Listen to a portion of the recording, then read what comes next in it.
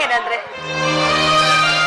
ನನಗಾಗಿ ನನಗೋಸ್ಕರ ಅಂತ ನೀವೇ ಇರ್ಬೇಕಾದ್ರೆ ನಾನು ಇನ್ನೇನ್ರಿ ಬೇಡ್ಕೊಳ್ಳಿ?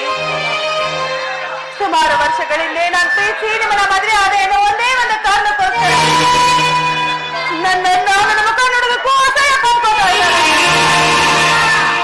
ಆದ್ರೆ ಅಲ್ಲಿಂದ ಇಲ್ಲಿವರೆಗೂ ನನಗೆ ಯಾವುದೇ ಕೊರತೆ ಬಾರದು ಹಾಗೆ ನನ್ನ ತುಂಬಾ ಪ್ರೀತಿ ಚೆನ್ನಾಗಿ ನೋಡ್ಕೊಂಡಿದ್ದೀರಾ ಅಂದ್ರೆ ನೋಡಿ, ಯಾವಾಗ್ಲೂ ನಿಮ್ ಈ ತೋಳ್ ಮೇಲೆ ಹೀಗೆ ಇರ್ಬೇಕು ಅನ್ಸುತ್ತೆ. ಅದೇ ರೀತಿ ಈ ನಿಮ್ ತೋಳ್ ಮೇಲೆ ನನಗೆ ಸಾವು ಬಂದ್ರೆ ಅದೇ ಸ್ವರ್ಗ ಸುಖ ಅಂದ್ರೆ. ಸಾವಿನ ವಿಚಾರ ಏನಕ್ಕೆ ಮಾತಾಡ್ತಿದೀಯಾ? ನನ್ನನ್ನ ಪ್ರೀತಿಸಿ ಶಾಶ್ವತವಾಗಿ ತವರನ್ನ ಕಳ್ಕೊಂಡವಳು ನೀನು. ಆ ಪಾಪದ ಪ್ರಜ್ಞೆ ನನ್ನ ಆವಾಗ ಕಾಡ್ತಾ ಇರ್ತದೆ.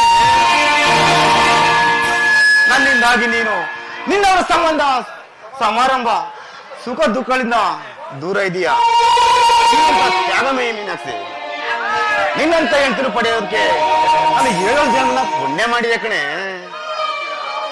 ಮುತ್ತಿನಂತ 3 ಮಕ್ಕಳು ಕೊಟ್ಟಿದೀಯಾ. ಹೊತ್ತಿಗೆ ರುಚಿ ರುಚಿಯಾಗಿ ಊಟ ಮಾಡ್ತೀನಿ. ಇದಕ್ಕಿಂತ ಭಾಗ್ಯ ನಮ್ಗೆ ಇನ್ನೇನ್ ಬೇಕು ಹೇಳು? ಅಬ್ಬಬ್ಬ, ನಿಮ್ ಜೊತೆ ಹೀಗೆ ಮಾತಾಡ್ತಾ ಇದ್ರೆ ನಿಮ್ ಮಕ್ಕಳು ಬರೋ ಹೊತ್ತಾಯ್ತು ಅಂದ್ರೆ ಏನಾದ್ರೂ ಅಡ್ಗೆ ಮನೆಗ್ ಬಂದ್ರೆ ನಮ್ಮಮ್ಮ ಇನ್ನೂ ಅಡ್ಗೆನೆ ಮಾಡಿಲ್ಲ ಅಂತ ಪ್ರಳಯನೇ ಮಾಡ್ಬಿಡ್ತಾರೆ. ಎಲ್ಲೋದ್ರು ನಿನ್ನ ಚಿನ್ನಾರನ್ನ? ಏನಂದ್ರೆ ನಿಮ್ ಚಿನ್ನ ರಣ್ಣ ಮುದ್ದು ಬಂಗಾರ ಪಚ್ಚೆ ಪೌಳ ಎಲ್ಲ ಇವಾಗ ಬೇಸಿಗೆ ರಜಾ ಬಂತಲ್ಲ ಆಟ ಆಡಕ್ ಹೋಗಿದ್ದಾರೆ.